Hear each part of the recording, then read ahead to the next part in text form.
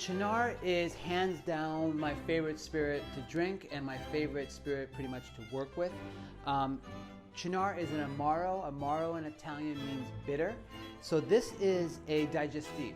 A digestive is usually something that you consume after a meal.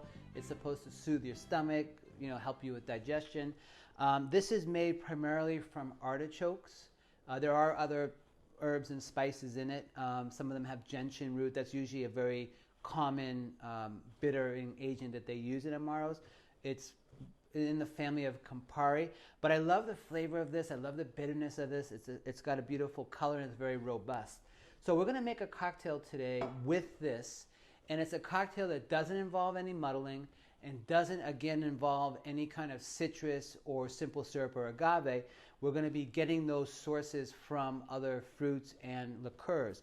And we're going to be working with passion fruit today. Passion fruit is my favorite fruit in the world. It's a fruit that I love to use. It's a fruit that if I have enough of it, I'll scoop it and actually freeze it because it lasts a long time. And it's one of the few fruits that I kind of carry into the seasons that actually don't have passion fruit. So this is called a Frederick passion fruit. This is originally from the region of southern Brazil and also into Paraguay and Argentina. And it's called a Frederick passion fruit. It's got the perfect balance of kind of sweet with sour. So this is called the Three Faces of Van Gogh. So we're going to start off with 2 ounces of the Cynar. This is made in Italy, by the way, as well. And then we're going to use a 1/2 ounce of cassis. Now, Cynar already does have some sweetness, but I'm going to use only a 1/2 ounce of the Creme de Cassis. Creme de Cassis is made from black currants, so those grow wild typically. And it usually most cassis come from France. So we're going to do a 1/2 ounce of this. And then we're going to do 1 whole ounce of the passion fruit. So we'll just take this passion fruit and scoop it right into the jigger.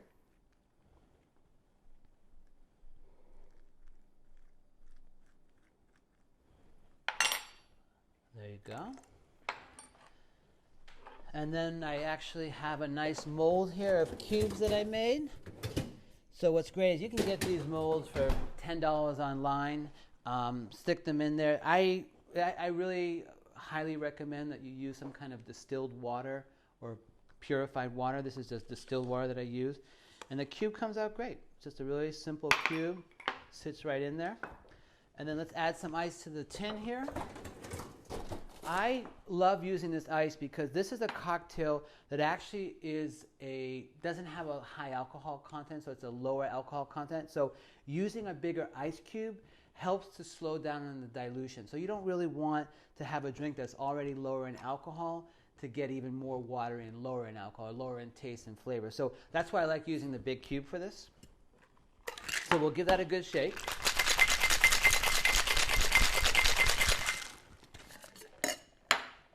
And then I love this color.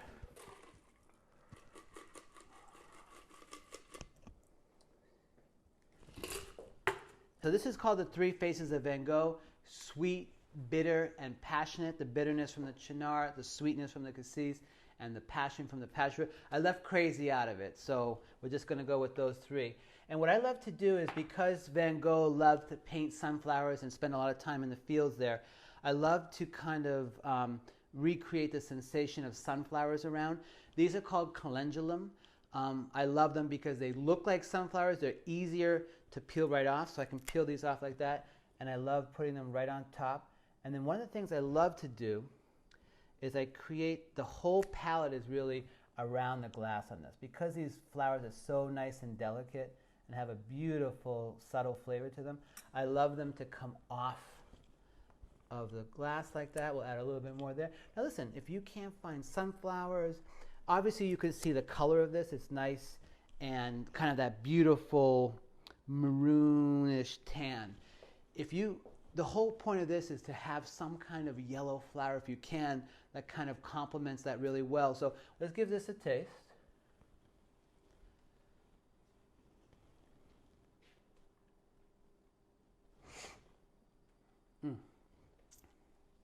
Wow.